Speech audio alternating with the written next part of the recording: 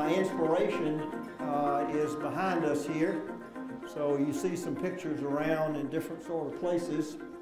This is the Microsoft team that came to Albuquerque, New Mexico, not Silicon Valley, not Boston, not New York, but they came to Albuquerque because the Altair computer was there. While in Albuquerque, in addition to writing DOS, Bill Gates, lower left, got a series of speeding tickets, and so this was one of the ones that made it to the internet. But Gates ran up a bill with a local law firm, and at that time didn't have the money to pay the $55,000.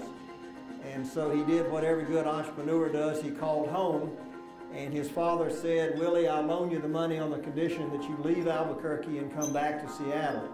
So because we couldn't raise $55,000 in New Mexico, there weren't any banks that understood what software and operating systems were. There weren't any VC firms, and there certainly weren't any angel groups. In actually October of 1996, I started the Gathering of Angels on a Saturday morning. I was teaching about 4 nights a week, and so there were no nights in my week. So we did it on Saturday morning, didn't get any funding. Called the guy in California and asked him what I was doing wrong. He said, "Tarby, what kind of wine are you serving?"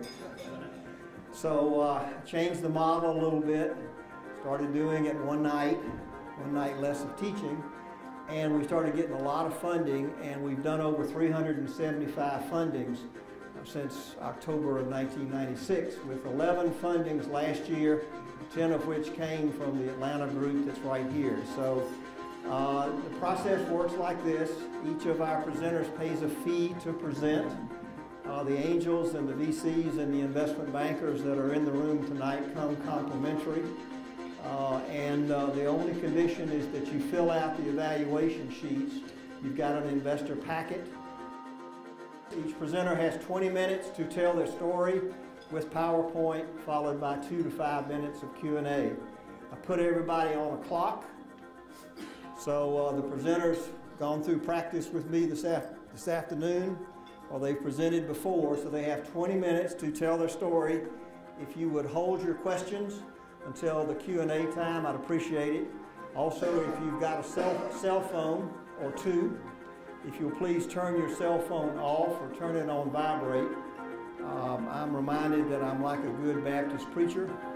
You know, you're in my church, and if your cell phone goes off the first time, I kind of growl at you.